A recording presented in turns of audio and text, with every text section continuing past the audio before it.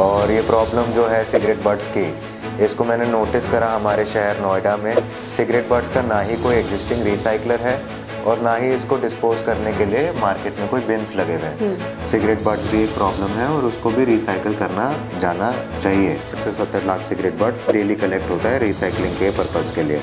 एक बिजनेस को रन करने के लिए बिजनेस इकोनॉमिक्स, प्रॉफिटेबिलिटी बहुत ज़रूरी है। We are aiming to reach a revenue of more than 1000 CR just by recycling cigarette butts and making sustainable merchandise out of it. कि आप लोगों का ली कूपर के साथ भी कोलैबोरेशन हुआ था for your jeans product. Lee Cooper 100 साल पुराना ब्रांड है। गवर्नमेंट ने एक नया प्लेटफॉर्म डेवलप करा है भास्कर, उसमें सारे वो स्टार्टअप्स के लिए इकोसिस्टम बना रहे हैं। At Code Effort we are recycling cigarette butts into sustainable paper and fibre. Hello guys, welcome to another episode of Rising Bharat. आज हमारे साथ है Naman Gupta, director of Code effort.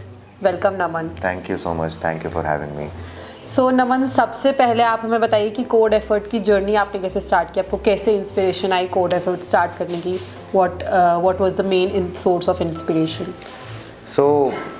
ये बात है आज से 6 साल पहले की 2018 में, जब मैंने कोड एफर्ट की इनिशिएशन करी।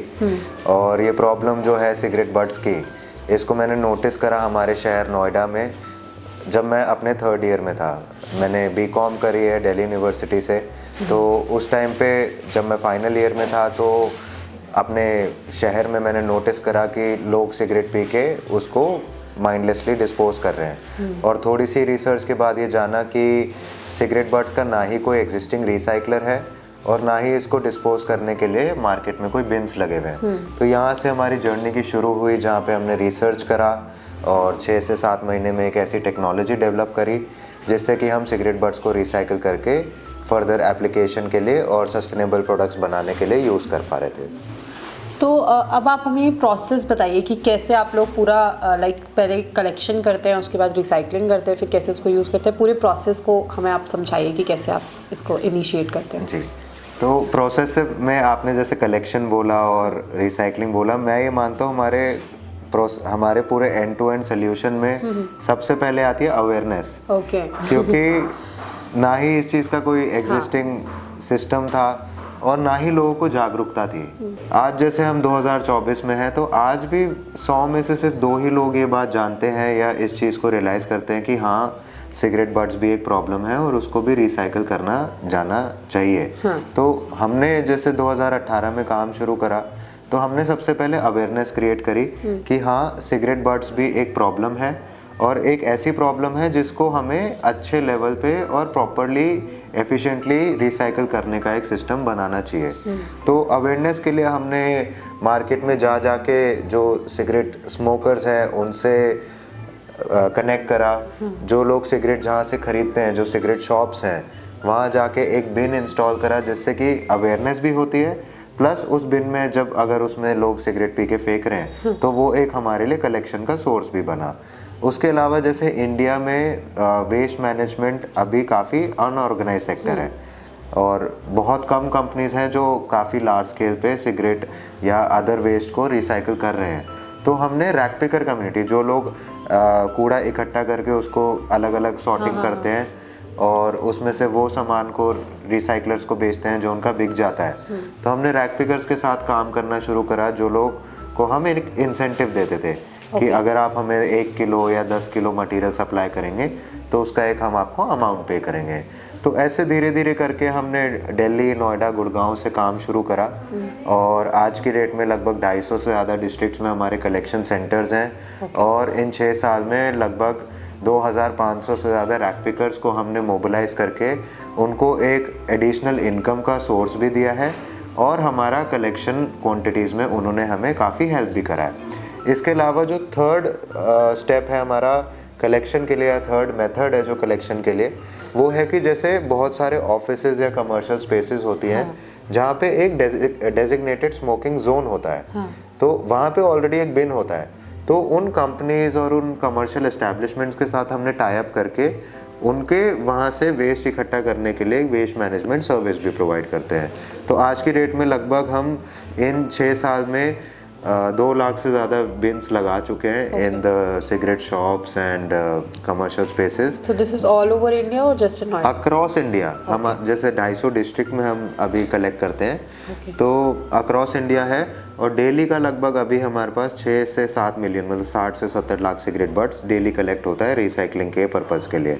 तो ये हुआ सिर्फ फर्स्ट स्टेप जो कि है प्रोक्योरमेंट। हाँ। तो उसके बाद जब रॉ मटेरियल जैसे जो सिगरेट बट्स है वो हमारे लिए रॉ मटेरियल हैं, तो वो रॉ मटेरियल को हम हमारी फैसिलिटी नोएडा में लेके आते हैं। अलग अलग कुरियर एजेंसीज और लॉजिस्टिक्स के साथ हमने टाई अप करा है जो हमारे डोर डिलीवरी हमें प्रोवाइड करती हैं।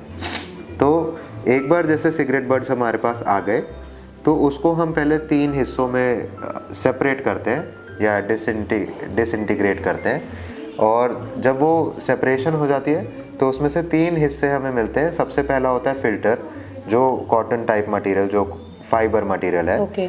दूसरा आइटम निकलता है उसमें से पेपर, और तीसरा आइटम जैसे कुछ लोग पूरी सिगरेट नहीं पीते या एक जो ऐश होती है, राख ग्रे से कलर की, वो थोड़ा बहुत हमें जो वो उसके भी अंदर टबैको होता है। टोबैको, और थोड़ा जैसे जब स्मोक करते हैं तो एक ऐश निकलती है ग्रे कलर की, राख जिसे कहते हैं हम, तो वो भी थोड़ा बहुत आता है। तो हमने जो हमारा रिसाइकलिंग टेक्नोलॉजी डेवलप करा है उसमें हम तीनों आइटम्स को रिसाइकल करते हैं, फिल्टर, पेपर और टोबैको।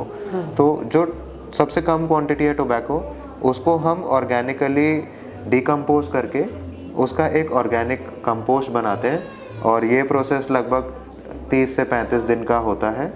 और 30 से 35 दिन बाद जब वो कंपोस्ट पाउडर रेडी हो जाता है उसको हम नियर बाय गार्डन्स और नर्सरीज में सेल करते हैं। जो दूसरा कंपोनेंट है हमारे पास पेपर, उसको हम स्टार्टिंग में जब हमने शुरू करा था तो एक सीजनल प्रोडक्ट बनाया था मॉस्किटो रेपेलेंट, तो वो अभी भी बनाते हैं। तो मॉस्किटो रेपेलेंट के साथ वो जो वेस्ट पेपर हमें रिसीव होता है उसको यूज़ करके हम एक हैंडमेड रिसाइकल्ड पेपर शीट्स बनाते हैं, और उन शीट्स को यूज़ करते हैं कैरी बैग बनाने में, एनवलप्स बनाने में, और as a wrapping paper use करने के लिए। अब जो तीसरा और जो मेन कंपोनेंट है हमारा फाइबर्स, जो सिगरेट फिल्टर है, उसका मैं थोड़ा साइंटिफिकल डेटा भी आपके साथ शेयर कर देता हूँ कि जो फिल्टर है वो लगता सबको कॉटन है। जब हमने भी शुरू करा था तब हमें भी लगता था कि वो कॉटन है, पर वो फाइबर है, क्योंकि कॉटन होगा तो इंस्टेंटली जल जाएगा। कॉटन का नेचर ही वो होता है, हाईली फ्लेमेबल है, पर ये मेल्ट होता है, ये श्रिंक होने लग जाएगा because it is a form of plastic. तो और ये जो प्लास्टिक का मटेरियल है, जो फिल्टर है, साइंटिफिकली कॉल्ड सेलुलोज एसीटेट, इसको मिनिमम 10 से 12 साल लगते हैं डिकम्पोज होने में नेचुरली। प्लस एक फिल्टर लगभग 20 से 25 लीटर ऑफ पानी ख़राब कर सकता है अगर वो पानी के कांटेक्ट में आए। प्लस क्योंकि सिगरेट है तो उसमें काफ़ी सारे केमिकल्स, टार, निकोटीन होता है, तो ये जो फिल्टर है ये लगभग 6 से 7 हज़ार एफ्लुएंट्स या टॉक्सिक केमिकल्स अब्जॉर्ब करता है, जिसमें से लगभग 50 ऐसे केमिकल्स हैं जो कैंसर कॉजिंग है। तो ये तो साइंटिफिक और एनवायरमेंटल इम्पैक्ट है। इन टर्म्स ऑफ स्टैटिस्टिक्स जो हमारे फिल्टर से रिलेटेड है, हिंदुस्तान में लगभग 10,000 करोड़ सिगरेट पी जाती है हर साल। तो अगर इतनी कंजम्पशन है तो उसका ऑब्वियसली सिगरेट फिल्टर भी जनरेट होगा, और अगर उसकी हम बैक कैलकुलेशन करें तो हर सेकंड लगभग 3,000 सिगरेट बट्स फेंके जा रहे हैं जस्ट इन इंडिया। और as per numbers, as per research and as per facts, cigarette butts are the number 1 littered single use plastic world wide. पूरे वर्ल्ड में नंबर 1 लिटर्ड आइटम है ये, सिर्फ इंडिया की प्रॉब्लम नहीं है। और हिंदुस्तान में लगभग 26,000 टन के बराबर वेस्ट जनरेट होता है सिर्फ सिगरेट बट्स का। तो ये एक बहुत बड़ी प्रॉब्लम है जिसको 2018 से पहले लोग नोटिस भी नहीं कर रहे थे और ना ही इस पे काम कर रहे थे। तो हमने जो हमारा फ़िल्टर जो हमें मिलता है उसका हमने एक ऑटोमेटेड सर्टिफाइड प्रोसेस बनाया है, जिससे हम सबसे पहले फ़िल्टर को कट करते हैं मशीन से। कट करने के बाद वो एक 24 आवर के बायोडिग्रेडेबल सोल्यूशन में जाता है, जिससे हम सारे एफ्लुएंट्स और उसके कलर को नेचुरल वाइट तक ला पाएँ। एक बार वो 24 आवर का प्रोसेस कंप्लीट हो जाता है, फिर हम वॉशिंग ड्राइंग करते हैं उस मटेरियल की। ड्राइंग के बाद वो एक लास्ट स्टेज पे जाता है जहाँ पे हम क्वालिटी को एनहांस करने के लिए एक मशीन में डालते हैं।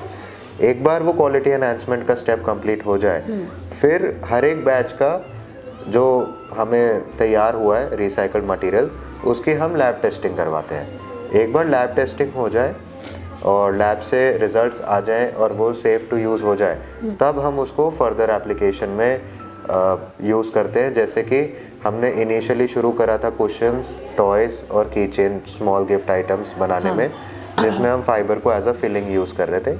फिर धीरे धीरे जैसे बिज़नेस ग्रो हुआ तो उसके बाद हमने अब उसी फाइबर से हम कपड़ा भी बनाते हैं, डेनिम बनाते हैं और एक मशीन मेड पेपर भी बनाते हैं। तो यूटिलाइजेशंस बहुत हैं, प्लस इवन मैनिक्विन्स बनाते हैं। तो यूटिलाइजेशंस बहुत हैं।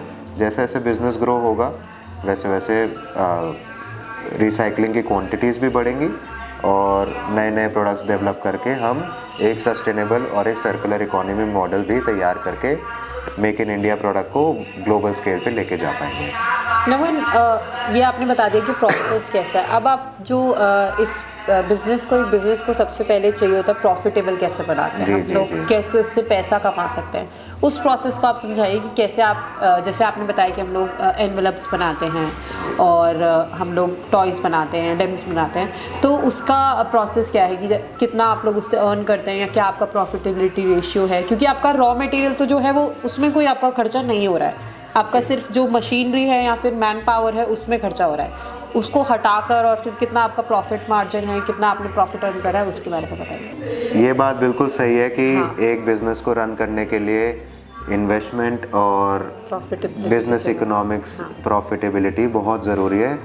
अगर आपको वो बिज़नेस लॉन्ग टर्म और एक सस्टेनेबल विजन के लिए आप उसको परसू कर रहे हैं। और मैं ये मानता हूँ कि आजकल के एरा में, क्योंकि अपॉर्चुनिटीज़ बहुत हैं, गवर्नमेंट की अलग अलग पॉलिसीज़ हैं जहाँ एंटरप्रेन्योरशिप को और बिजनेसेस को काफ़ी प्रमोट करा जा रहा है, तो लोग आजकल बिज़नेस को ऑन ग्राउंड रियलिटी में लाने की जगह फंडिंग के पीछे भागते हैं। हाँ। तो हम लोग, हमारे केस में वी नेवर चेज फंडिंग। हमें मतलब हमने जितना भी अपना बिज़नेस बनाया है अपने खुद के इन्वेस्टमेंट से बनाया है, और हम ये मानते हैं कि जितने भी हमारे वैल्यूएबल क्लाइंट्स और कस्टमर्स हैं उनसे जो हमें रेवेन्यू जनरेट होते हैं, हाँ, हम वो ही पैसे को री इन्वेस्ट करके हमारे बिज़नेस को स्केल अप कर रहे हैं।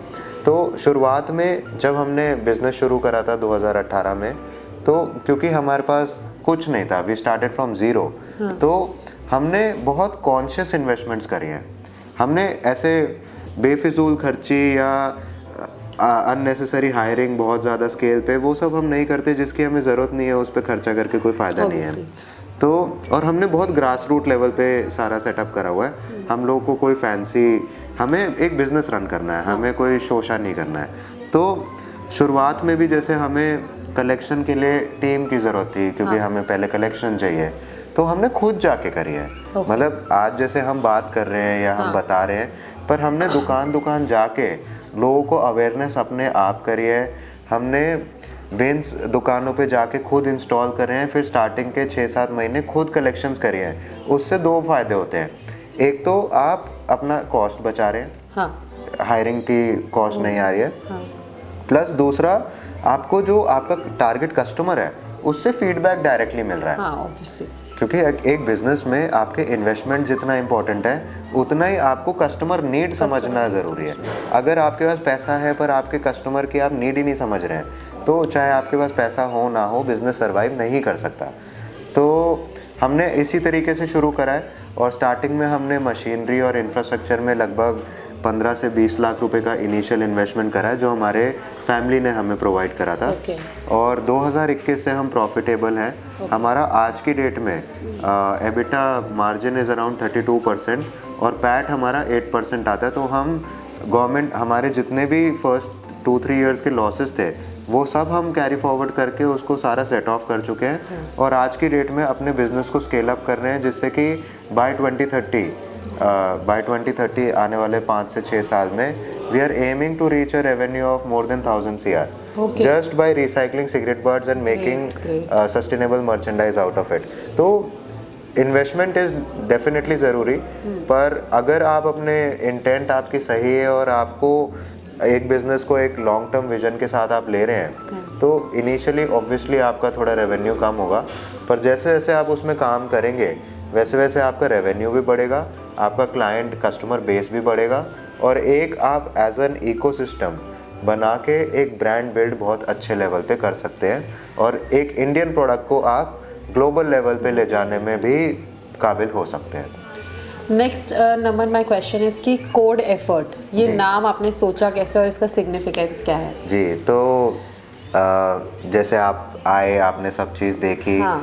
तो ऑन पेपर अगर बात करें तो कोड एफर्ट में 2 डायरेक्टर्स हैं, एक है नमन गुप्ता जो हूँ मैं और एक मेरे बड़े भाई Vipul Gupta. He handles the entire R&D infrastructure, सारा जितना भी टेक, हार्ड टेक चाहिए हमें फॉर रिसाइकलिंग, वो सब मेरे ब्रदर का डेवलप्ड है।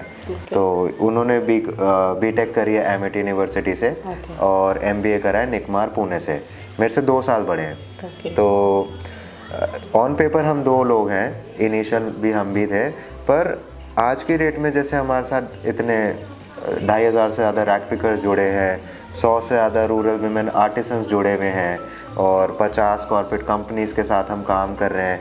इंडिया में एक प्लांट होने के बावजूद और 5 कंट्रीज़ में हमारे सेम टेक्नोलॉजी ट्रांसफ़र करके हमने और 5 कंट्रीज़ में ये मॉडल रेप्लिकेट करा है। तो ये सब पॉसिबल हो पाया है because we are a collective effort. जैसे आप लोगो देखेंगे CE resembles 3 things. One is definitely code effort. Second, it resembles circular economy क्योंकि हम वेस्ट को लेके एक circular economy मॉडल बना रहे हैं। And the third जो as a value that we present, that it is a collective effort. On paper 2 लोगों का नाम आता है, पर एक ये मतलब कलेक्टिव एफर्ट बहुत सारे लोगों का है। इवन जो लोग हमारे जैसे आप भी इस कलेक्टिव एफर्ट का पार्ट हैं, क्योंकि अगर आप आके इस चीज़ के बारे में नहीं जानकारी देते हैं और अपने वैल्यूएबल ऑडियंस के साथ ये नहीं शेयर करें तो कैसे पता चलेगा, अवेयरनेस कैसे आएगी? तो ये बिजनेस तभी ग्रो कर सकता है जब एक कलेक्टिव एफर्ट बने और इसको मास मूवमेंट की तरह प्रमोट करा जाए। ये हो गया एक reason why we chose Code Effort logo. और कोड का जो हमारा फुल फॉर्म है वो लगता है ऐसा है कि टेक कंपनी है या IT कंपनी है, पर कोड का full form is to conserve our depleting environment. और हमारी कंपनी का जैसे मोटो भी है या जो टैगलाइन भी है वो इस तरीके से है कि to conserve our depleting environment, effort is the key. इसको अगर हम हिंदी में ट्रांसलेट करें कि अगर हमारे पर्यावरण को हमें ख़राब होने से बचाना है तो प्रयास ही एकमात्र सल्यूशन है। अगर हम एफर्ट ही नहीं डालेंगे तो हमारा पर्यावरण तो खराब हो ही रहा है, वो बच नहीं सकता है। क्योंकि ऑब्वियसली सभी लोग कहते हैं कि भाई ये प्रॉब्लम है, लोग बहुत सिगरेट पीते हैं, उससे लोगों को लिवर या जो भी प्रॉब्लम्स है, हेल्थ डिजीज होते हैं, लेकिन सोल्यूशन पे काम करना इज मेन की, कि कोई सोल्यूशन पे एक बंदा काम कर रहा है, कोई ऐसा बिजनेस बना रहा है और मतलब ऑब्वियसली उससे उसको फ़ायदा भी हो रहा है। जी। नेक्स्ट नंबर इज कि आप B2B क्लाइंट्स पे ज़्यादा फोकस करते हैं कि B2C क्लाइंट्स पे? हमारी कंपनी 98% B2B है। क्यों? उसकी वजह भी सिंपल है कि अब हमारे पास आ रहा है वॉल्यूम्स में क्वांटिटी, मतलब डेली का 1.5-2 टन अगर वेस्ट हम प्रोसेस कर रहे हैं तो 1-2 पीस बेच के definitely margins are higher on अगर हम डायरेक्टली कस्टमर को सेल करें। पर उसको एक सब्सटैंशियल रेवेन्यू जनरेट करने के लिए आपको बहुत सारे कस्टमर्स को अप्रोच करना पड़ेगा। तो एज अ मैन्युफैक्चरर हमारे लिए बेटर ऑप्शन यही रहता है कि जैसे एक क्लाइंट मेरे को कहे कि मेरे को 10,000 पेपर चाहिए या 20,000 मीटर कपड़ा चाहिए, चाहे उसमें मेरा मार्जिन 10% या 12% ही है, पर क्योंकि वॉल्यूम है तो अगर उस प्रोडक्ट की ऑर्डर वैल्यू अगर सपोज करते 10 लाख रुपए है तो उस पर भी अगर 10% है तो 1 लाख रुपए तो मेरा मार्जिन हुआ।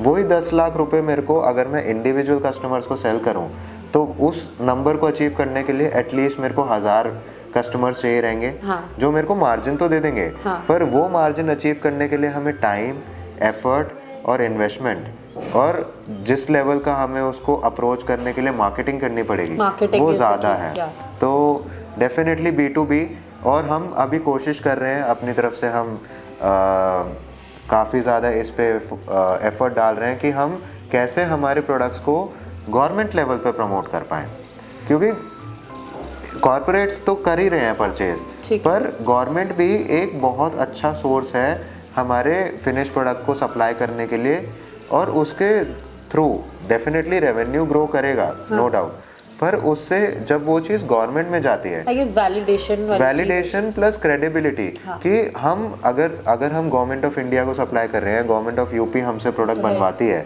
और वो हम सोशल मीडिया पे डालते हैं, तो उसकी लेवल ऑफ अवेयरनेस कि अगर गवर्नमेंट ले रही है तो हम क्यों नहीं ले रहे हैं, क्योंकि गवर्नमेंट एक पूरे मास को कैटर कर रहा है। गवर्नमेंट कुछ कह रही है कि हमने यहाँ से कोई चीज़ ली है, तो ऑब्वियसली पूरे लोग, सब लोग उसमें इंटरेस्टेड रहेंगे कि भाई गवर्नमेंट ने किया तो शायद सही ही होगा, एक क्रेडिबिलिटी वाली चीज़ आ जाती है कि भाई गवर्नमेंट ने कुछ किया तो ठीक ही किया होगा। प्लस उनका रीच बहुत ज़्यादा होता है, कोई भी कॉर्पोरेट उस लेवल का रीच नहीं अचीव कर सकता है, तो definitely government is something.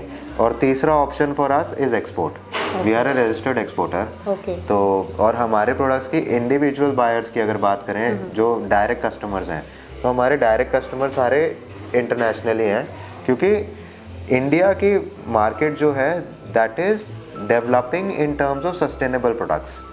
Normal market है, ट्रेडिशनल प्रोडक्ट की है और होनी भी चाहिए, पर सस्टेनेबल प्रोडक्ट्स की ना अभी उस लेवल की अवेयरनेस या उस लेवल की जागरूकता है नहीं, जितनी आप अगर कंपेयर करो यूरोपियन मार्केट या वेस्टर्न मार्केट में, वहाँ ज़्यादा है।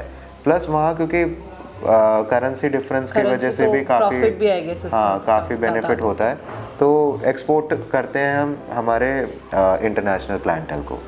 ओके, तो जो आप बता रहे थे कि B2B, तो आपका कॉर्पोरेट्स के साथ सेटअप रहता है, राइट? ओके, तो अभी आपके कितने कॉर्पोरेट्स के साथ सेटअप? अभी हम लगभग 50 कॉर्पोरेट्स के साथ काम कर रहे हैं, जैसे रिलायंस के साथ काम करते हैं, EY के साथ काम करते हैं, एयर इंडिया, होंडा, सेल्सफोर्स, कल्पतरूस, मतलब n number of clients are there. तो बिग क्लाइंट्स ये ही हैं जो हमें काफ़ी टाइम से हम इनके साथ काम कर रहे हैं और अच्छा मतलब मीनिंगफुल रिलेशनशिप है हमारा इनके साथ। अब हम क्लाइंट्स की बात कर ही रहे हैं, तो मैंने कहीं पे देखा था कि आप लोगों का ली कूपर के साथ भी कोलैबोरेशन हुआ था फॉर योर जीन्स प्रोडक्ट, तो उसके बारे में बताइए कि हाउ वाज दैट एक्सपीरियंस? तो it is a big brand, wonderful brand, legacy है, ली कूपर 100 साल पुराना ब्रांड है, यूके ओरिजिन है इनका, पर इंडिया में सारे राइट्स इसके रिलायंस रिटेल के पास हैं। तो ये बात है पिछले साल की 2023 की, तो हम कनेक्ट हुए थे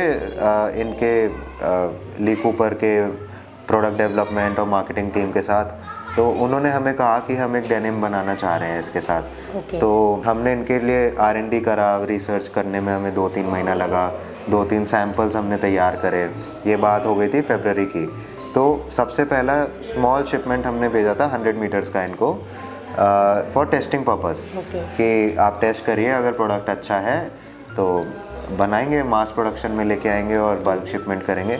तो इन्होंने टेस्ट करा सारे लीगल स्टैंडर्ड्स, टेक्सटाइल के भी अपने पैरामीटर्स होते हैं कि ये टेक्सटाइल में इतना स्ट्रेंथ होना चाहिए, इतना काउंट होना चाहिए, बहुत सारे अच्छा लंबा चौड़ा लिस्ट होता है इनका। तो सारे टेस्टिंग करवाया हमने, सारे टेस्ट में जब वो पास हुआ तो उन्होंने हमें बल्क ऑर्डर प्लेस करा था अराउंड 3000-4000 मीटर्स का फर्स्ट टाइम। ये बात है अप्रैल की।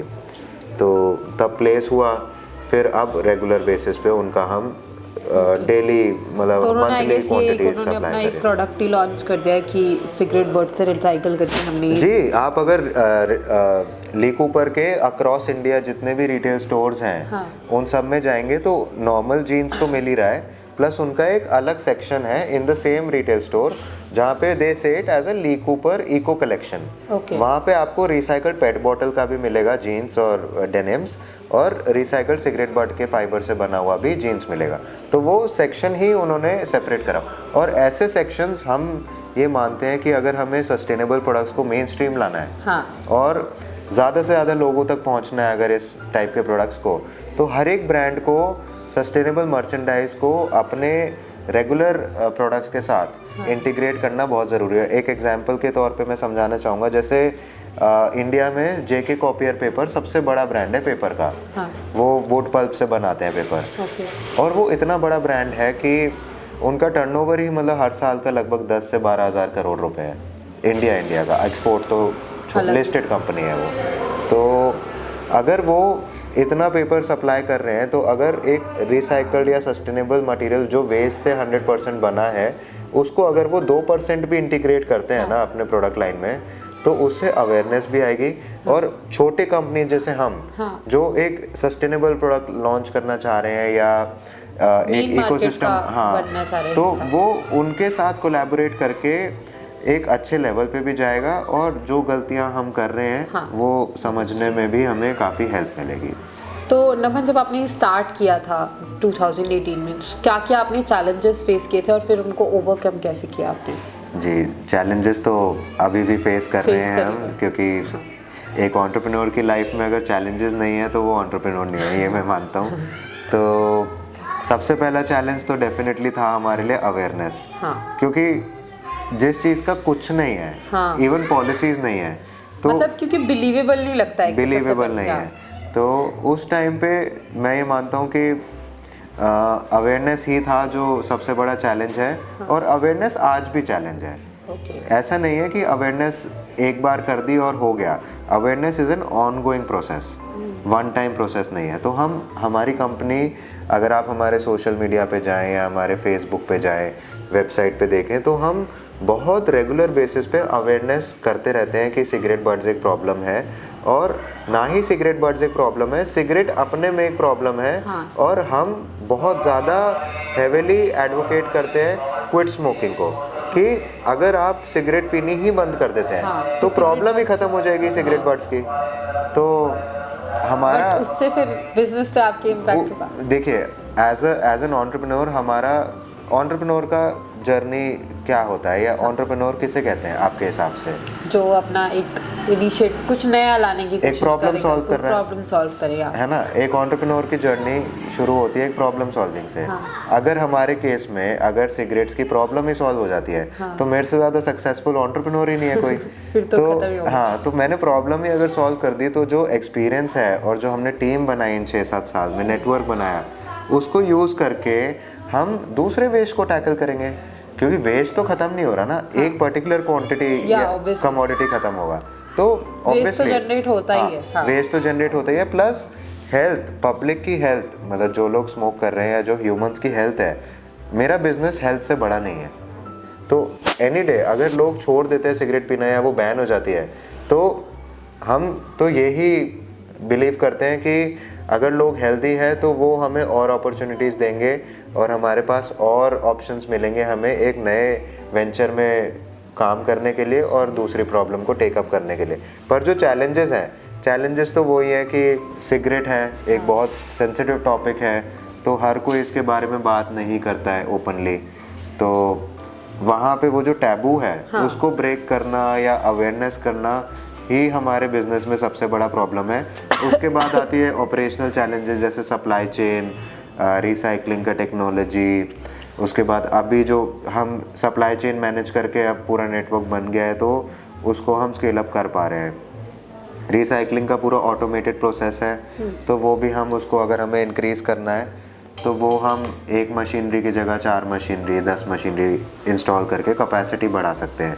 पर अभी जो चैलेंज हम इस फाइनेंशियल ईयर में और आने वाले 2-3 फाइनेंशियल ईयर में जो हमारा की फोकस एरिया है, जिसको हमें ओवरकम करना है, वो है कि सस्टेनेबल प्रोडक्ट्स को मेन स्ट्रीम लाना, और ना ही सिर्फ रिसाइकल्ड सिगरेट बट प्रोडक्ट्स को, बल्कि एंटायर इकोसिस्टम को। बहुत लोग जैसे बैम्बू से बना रहे हैं, कॉर्क से बना रहे हैं, रिसाइकल टेक्सटाइल वेस्ट से बना रहे हैं, ई वेस्ट से बहुत सारे प्रोडक्ट्स आ रहे हैं। तो जब तक हम मिल के काम नहीं करेंगे, जैसे एक कलेक्टिव एफर्ट नहीं आएगा, तब तक वो ग्रो नहीं करेगा इंडस्ट्री। तो ये मानता हूँ मैं कि अभी सस्टेनेबल मर्चेंडाइज की इंडस्ट्री को थोड़ा सा पुश करना ज़रूरी है, जिससे कि हम अपने बैकएंड पे सप्लाई चेन को भी इंक्रीज़ कर पाएँ, और अभी जैसे हम 70 से 80 टन कर रहे हैं महीने का, उसको आने वाले 5 साल में इंक्रीज़ करके 400 से 500 टन पर मंथ पे लेके आ पाएँ। ग्रेट। एआई और टेक का क्या आप सोचते हैं कि रोल हो सकता है आगे जाके आपके जो ये प्रोसेस है, इसमें कैसे आपको हेल्प कर सकता है? टेक तो हम यूज़ करते हैं, टेक हम यूज़ करते हैं फॉर प्रोसेसिंग। हार्ड टेक बहुत यूज़ करते हैं हम, हमारा हार्डवेयर है क्योंकि मैन्युफैक्चरिंग सेक्टर से बिलोंग करते हैं। प्लस सॉफ्टवेयर्स भी यूज़ करते हैं, जैसे आजकल सारी बाइंग ऑनलाइन है, हाँ, सारी मार्केटिंग आपकी डिजिटल मार्केटिंग पे चलता है, तो उसको भी हम काफ़ी लेवरेज करते हैं। इसीलिए हमारी सोशल मीडिया पे प्रेजेंस भी बहुत है, मतलब हम सारे प्लेटफॉर्म्स पे एक्टिव है, LinkedIn, Facebook, Instagram, Twitter, YouTube, सब पे आपको कोड एफर्ट मिलेगा। प्लस हमारी स्टैंड अलोन वेबसाइट है, जहाँ पे आप जाके कंपनी के बारे में सारी जानकारी ले सकते हैं। तो this is all technology. Yeah. Okay, plus AI की जहाँ आप बात करते हैं, हाँ. तो AI एज अ टूल बहुत अच्छा है। हाँ. मैं वैसे भी कॉमर्स बैकग्राउंड है, तो AI पे ज़्यादा अभी हम भी सीख रहे हैं धीरे धीरे कैसे उसको इंटीग्रेट कर सकते हैं, तो ज़्यादा नॉलेज नहीं है। पर टेक एज अ टूल और एज अ लर्निंग बहुत अच्छा है। AI पे डिपेंडेंसी मेरे हिसाब से गलत है, क्योंकि वहाँ आप अपना जो क्रिएटिविटी है ना, वहाँ लूज कर देते हैं। जैसे आजकल हम देखते हैं लोग कुछ भी उन्हें सर्च करना है, कुछ भी उन्हें नॉलेज चाहिए, वो GPT पे अपना वो आपका प्रॉम्प्ट डालेंगे, वो अपने थॉट प्रोसेस के हिसाब से डाले, तो आपको रिजल्ट्स तो मिल गए, पर आपकी क्रिएटिविटी खत्म हो गई। ये तो है। अब हम जहाँ इनोवेशन चाहिए हमें, तो ऐसी कुछ चीज़ें होते हैं या ऐसे कुछ एस्पेक्ट्स होते हैं जहाँ एक ह्यूमन ब्रेन जिस लेवल पे उस पे क्रिएटिविटी ला सकता है, वो शायद अभी के ज़माने में AI नहीं अचीव कर पाए। आने वाले टाइम पे करे, नो डाउट। आज के एरा में AI as a tool is perfect, but AI as the solution is never the right way for that is what I believe. Great. Customers की सबसे ज़्यादा जो है रिक्वेस्ट क्या आती है, शायद क्वेश्चंस आई वुड से, कि क्या आता है कि डाउट्स कि ये सेफ़ है कि नहीं, या सबसे ज़्यादा आप लोग क्या डाउट कस्टमर्स के सुनते हैं, या फिर कॉर्पोरेट्स के व्हाटएवर? कॉर्पोरेट लेवल पे जब आप जाते हैं तो उनका वैसे भी सस्टेनेबिलिटी के टूवर्ड्स काफ़ी सारे पहले से गाइडलाइंस होते हैं, मैंडेट्स होते हैं, तो and all the corporates want to try something new which is innovative and that can give them an edge over their competitors, क्योंकि वो कॉर्पोरेट वर्ल्ड है। तो कॉर्पोरेट वर्ल्ड में तब भी वो प्रॉब्लम नहीं आती है in terms of what kind of waste we are using. ये क्वेश्चन थोड़ा पर्सनल और थोड़ा इंडिविजुअल लेवल का है। कॉर्पोरेट में तो मेन आपका क्वालिटी, हाउ एफिशिएंटली, मतलब कितना जल्दी आप वो ऑर्डर उनका फुलफिल कर सकते हैं, and thirdly price. They are, मतलब कॉर्पोरेट प्रीमियम भी थोड़ा 2% 5% आपको प्रीमियम भी दे देगा, पर उसके प्रीमियम पे करने के बेसिस पे वो आपको आप क्वालिटी में और टाइमली डिलीवरी में कॉम्प्रोमाइज़ नहीं कर सकते। ये कॉर्पोरेट, मतलब मेरे एक्सपीरियंस में मैंने ये चीज़ बहुत नोटिस करी है कि अगर आप अगर नहीं फुलफ़िल कर पाते ना एक ऑर्डर कॉर्पोरेट में या बल्क ऑर्डर में, आप क्लियरली बता दो। अगर आपको अगर 10 दिन में कंप्लीट नहीं हो पा रहा है, आप अगर क्लियरली बता दोगे कि 10 दिन में नहीं होगा, हमें 20 दिन चाहिए, corporate will appreciate that part more, कि आप बोल दो कि 10 दिन में कर देंगे और 10 दिन में वो डिलीवर, ओवर कमिट नहीं। हाँ, ओवर कमिट कभी नहीं करना चाहिए। आप एक्स्ट्रा टाइम लीजिए। कॉर्पोरेट भी समझता है, क्योंकि they also have different seniority level, कोई मैनेजमेंट में है, कोई एडमिन में है, कोई प्रोक्योरमेंट में है, तो वहाँ वो गलत साबित हो जाता है ना अगर आप अपनी टाइमलाइन को ऑनर नहीं कर रहे हैं। तो ये तो हो गई कॉर्पोरेट की बात। Timely delivery, good quality product and price, these 3 are the parameters.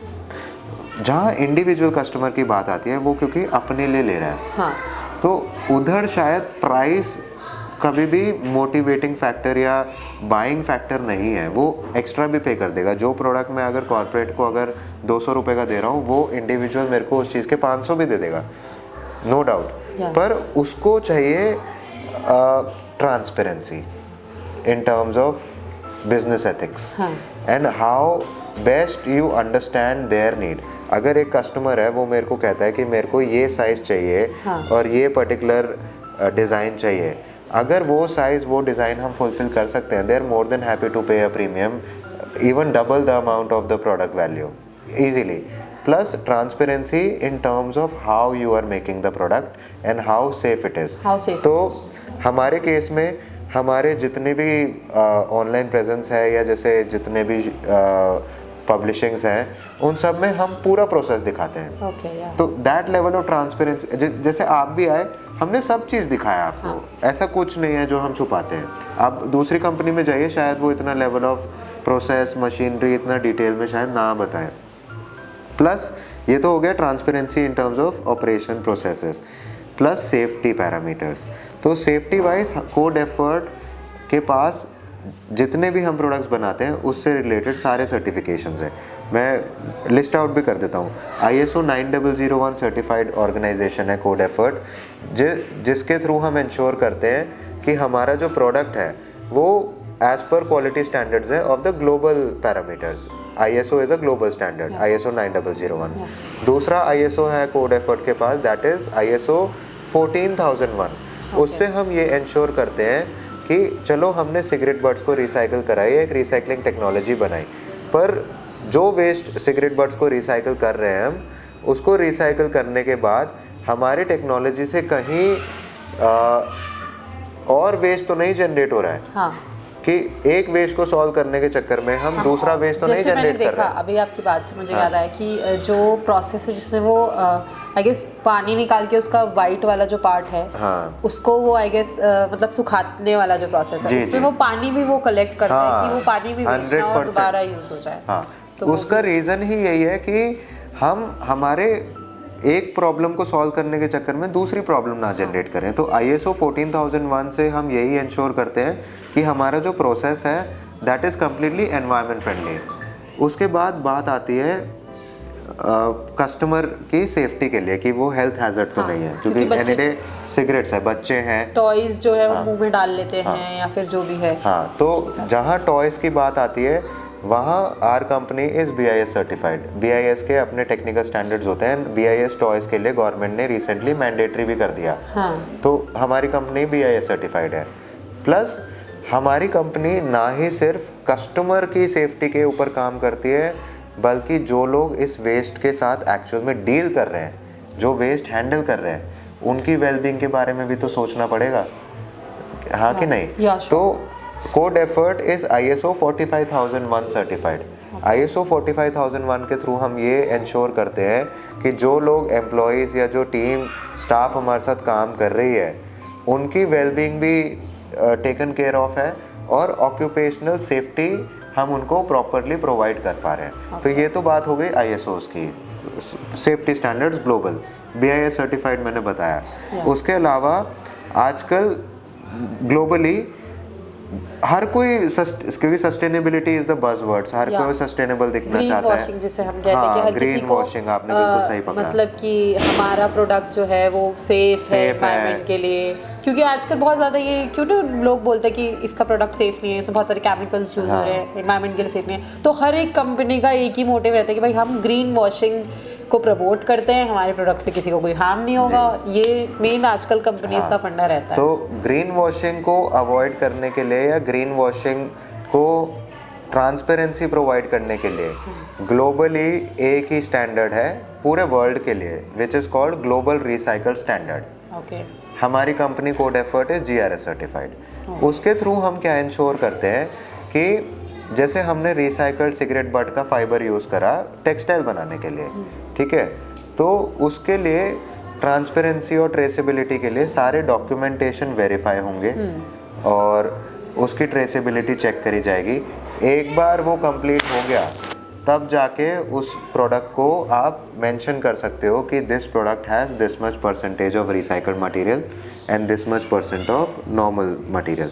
तो GRS के थ्रू ही आप कर सकते हैं। तो कोड एफर्ट क्योंकि रिसाइकल्ड सिगरेट बट्स के प्रोडक्ट बनाती है, तो इसीलिए हम लोग GRS से रिलेटेड जितना सर्टिफिकेशंस हैं और ट्रांसपेरेंसी 100% ट्रेसेबिलिटी हमारे क्लाइंट्स को प्रोवाइड करते हैं, जिससे कि प्रोडक्ट भी ऑथेंटिक है।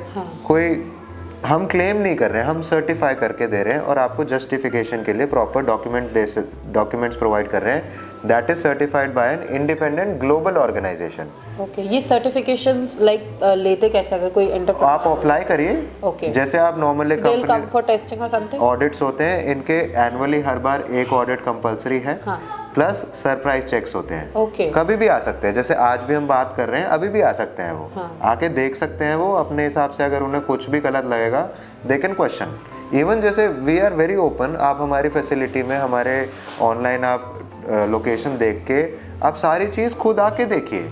वी आर वेरी ओपन, हम हर किसी को वेलकम करते हैं कि आप आइए देखिए। अगर कोई थोड़ा सा भी डाउट है तो अगर आपको लगता है कि नहीं, ये सब के बाद भी अगर आपको लगता है कि नहीं मैं ये प्रोडक्ट नहीं परचेज करना चाहता या अपना कंट्रीब्यूशन नहीं देना चाहता, तो we are happy, we don't force anyone. वो आपका पर्सनल चॉइस है। Just like smoking is a personal choice, buying the product that is made from recycled cigarette butts is also your choice and we will never hide from anyone कि ये cigarette butt से बना है। obviously. तो that's what we believe in, and safety के लिए जितना एक कंपनी कर सकती है वो हम कर रहे हैं, और उसको जस्टिफाई करने के लिए इंटरनेशनल स्टैंडर्ड्स के हिसाब से बैकिंग भी है। आपके कोई भी, आपने बताया कि 5 कंट्रीज़ में आपका जो प्रोडक्ट मैन्युफैक्चरिंग है या आपने सेटअप कर रखा है, आपके अलावा कोई है इस फील्ड में जो ये सेम काम कर रहा है? हाँ, आउटसाइड इंडिया मतलब एक कंपनी है टेरासाइकिल, Okay. वो 20-22 साल पुरानी कंपनी है, यूएस बेस्ड है। वो लोग हर एक वेस्ट को रिसाइकिल करते हैं। हम तो सिर्फ सिगरेट बट्स पे फोकस करते हैं। TerraCycle is a all kind of waste recycling. तो वो सिगरेट बट भी रिसाइकिल करते हैं, प्लास्टिक्स रिसाइकिल करते हैं, styrofoam, e waste, anything and everything. वो they recycle from pin to plane, वो एजेंडा है उनका। And I guess a very big organisation, तो उनका टर्नओवर भी बहुत है, मतलब बड़ी कंपनी है वो, मतलब one of the biggest in the recycling sector. Plus European market में एक और कंपनी है जो सिगरेट बट्स पे ही फोकस करती है। तो वो सिगरेट बट्स को यूज़ करके एक इंसुलेशन मटेरियल बनाती है in the jackets and all these construction materials. तो अच्छा है, मतलब we are very happy to see कि हमारे अलावा और भी कंपनीज कर रही हैं, और हम तो ये चाहते हैं कि इंडिया में हमारे कंपनी के एक्सपीरियंस और हमारे गलतियों को सीख के अगर कोई और इस फील्ड में आता है तो उससे इंडस्ट्री भी ग्रो होती है, अवेयरनेस भी बढ़ती है, और हमें भी मोटिवेशन मिलता है कि उनके एक्सपीरियंसेस को देख के हम भी हमारी कंपनी को और बेहतर बना पाएँ, और हमारे प्रोडक्ट्स और हमारे सिस्टम को और एफिशिएंट और बेटर क्वालिटी प्रोवाइड कर पाएँ हमारे क्लाइंट्स को हम।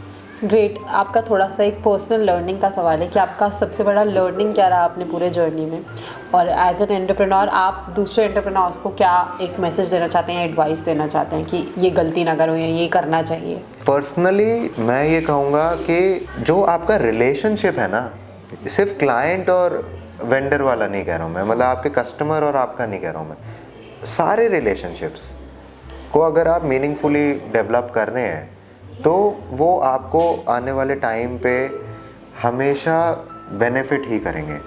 तो जैसे एक छोटा सा एग्जांपल देता हूँ, जिस दुकान पे हमने खुद जाके सबसे पहला बिन लगाया था, आज भी अगर हम उस दुकान पे जाए ना खुद, हाँ, तो वो बंदा हमें पहचानता है, हमें काफ़ी वेलकमिंग तरीके से बात करता है, एंड दे अप्रिशिएट।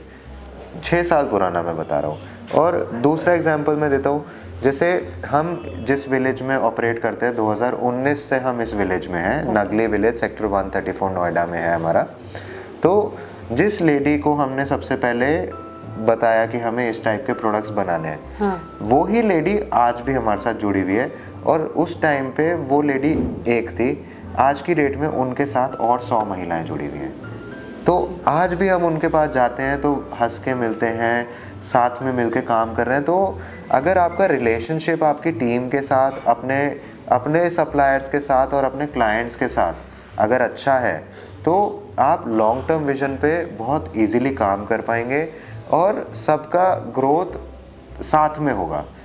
तो मैं ये मानता हूँ कि अगर आप रिलेशनशिप पे ज़्यादा काम करेंगे, एक मीनिंगफुल रिलेशनशिप बनाएंगे, तो बिज़नेस में रेवेन्यूज़ धीरे धीरे ज़रूर बढ़ेंगे, पर आपके ग्रोथ और आपके प्रॉफिटेबिलिटी और सस्टेनेबिलिटी 100% गारंटीड है। ये मेरा अपना एक्सपीरियंस है, और इसका प्रैक्टिकल जीता जागता उदाहरण मैं ही हूँ। नमन, इसके बाद हमें बताइए, जैसे आपका कोई बहुत सारे प्रोजेक्ट्स आते रहते हैं, कौन सा ऐसा प्रोजेक्ट रहा है जो कोई ऐसा प्रोजेक्ट जो बहुत चैलेंजिंग रहा हो, या ऐसा कोई प्रोजेक्ट जो बहुत ही सक्सेसफुल रहा हो, उसको आप रिवॉर्डिंग कह सकते हैं एक तरीके से, चैलेंजिंग, या फिर दोनों का एक कोई मिक्सचर रहा हो कि चैलेंजिंग और रिवॉर्डिंग, ये दोनों, ये प्रोजेक्ट दोनों ही था? चैलेंजिंग और रिवॉर्डिंग मैं ये मानूंगा कि जैसे कोविड, हाँ, सबके लाइफ में आया, वर्ल्ड वाइड आया, तो 2021 की बात है शायद, हाँ, 2020 में शायद फर्स्ट वेव था, सेकेंड वेव जब इंडिया में काफ़ी ज़्यादा इम्पैक्ट आया वो 2021 का था।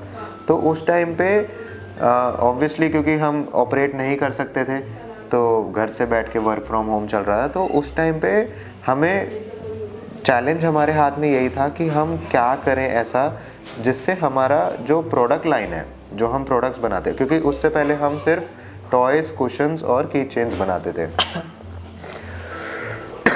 तो उस टाइम पे हमारे हाथ में सिर्फ एक चैलेंज था कि क्यों ना हम एक ऐसा प्रोडक्ट बनाएं जिसकी डिमांड बहुत ज़्यादा है, हाई वॉल्यूम, प्रोडक्ट है और जिसकी रिक्वायरमेंट यूनिवर्सल है, वो सिर्फ जेंडर सेंट्रिक या एज ग्रुप सेंट्रिक या ज्योग्राफी से रिस्ट्रिक्टेड ना हो। हाँ।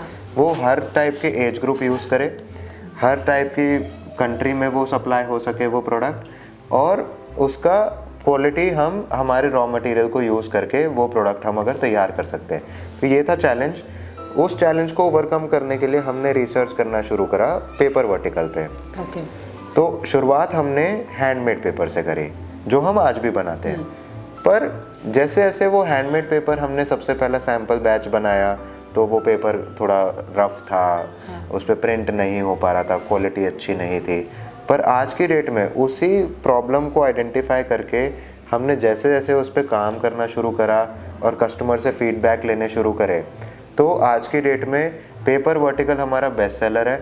हम लोग हैंडमेड पेपर बनाते हैं और हम मशीन मेड पेपर बना रहे हैं। Okay. तो उसमें वॉल्यूम्स भी अच्छा आ रहा है, वो फंक्शनल है, प्राइस उसका ऑप्टिमाइज्ड है नॉर्मल प्रोडक्ट ट्रेडिशनल प्रोडक्ट के साथ, प्लस उसकी डिमांड एवरग्रीन है।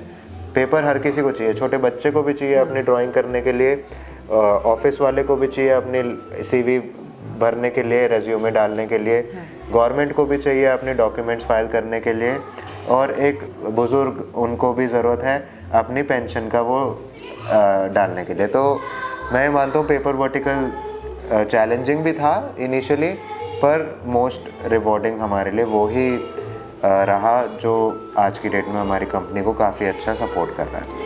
तो नेक्स्ट एक दो पार्ट का क्वेश्चन है कि फर्स्टली कि आप नेक्स्ट 5 इयर्स में कोड एफर्ट को कहाँ देखते हैं, और उसके अलावा आपका रेवेन्यू के लिए लाइक फंडिंग के लिए आप जाने वाले हैं कहीं पे, या फिर आप सोच रहे हैं ऐसा कुछ करने का? जी, तो with in the next 5 years हम लोग, हमारे 100% एफर्ट इसी के तरफ है कि हम जो हमारे फिनिश प्रोडक्ट्स हैं उसको ज़्यादा से ज़्यादा प्रमोट कर पाएँ, जिससे कि वो मेन स्ट्रीम में आ पाएँ।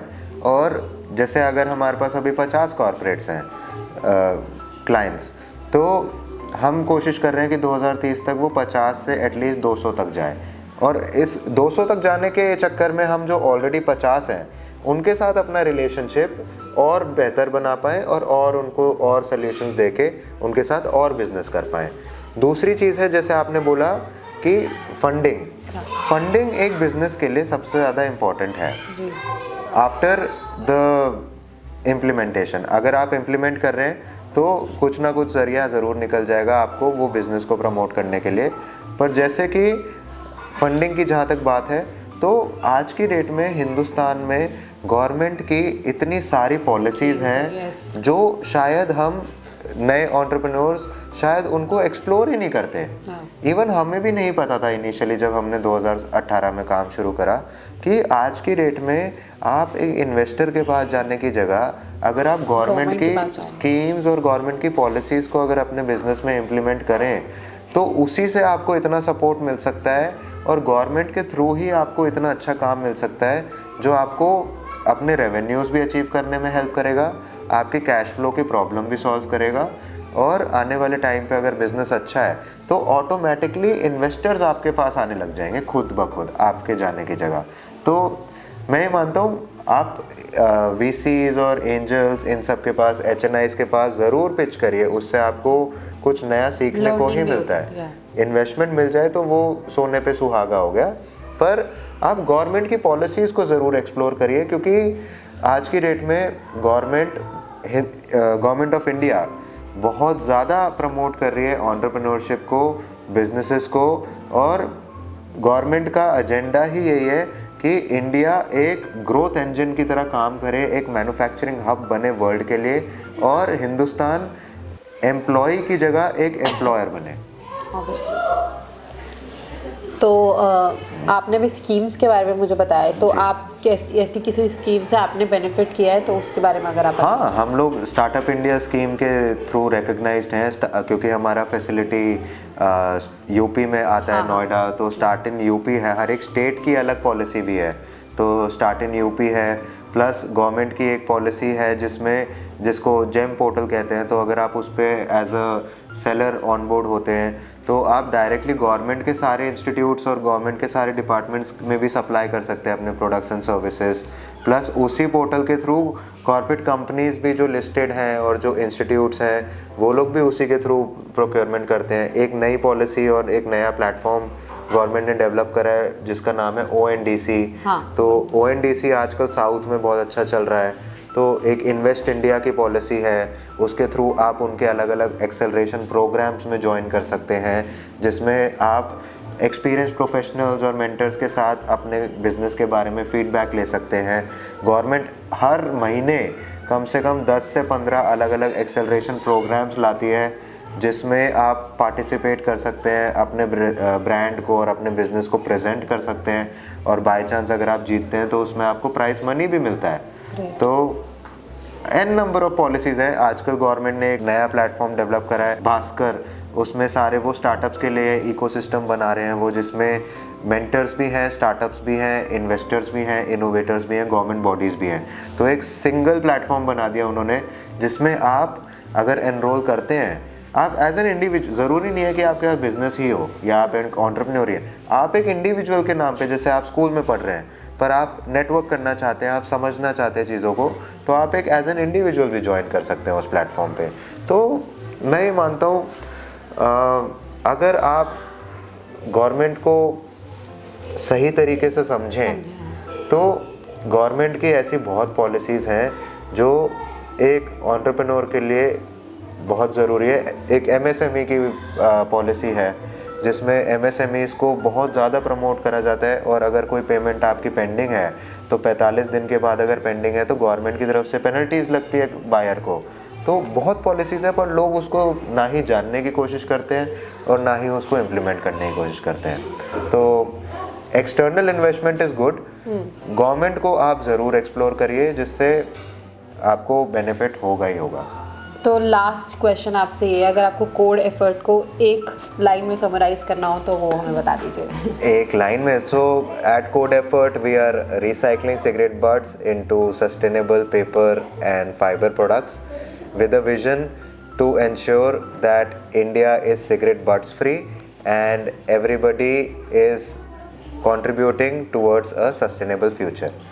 Thank you so much Naman, हमें इतना सारा टाइम देने के लिए, हमारी ऑडियंस को बताने के लिए कि ऐसा भी कुछ हो सकता है।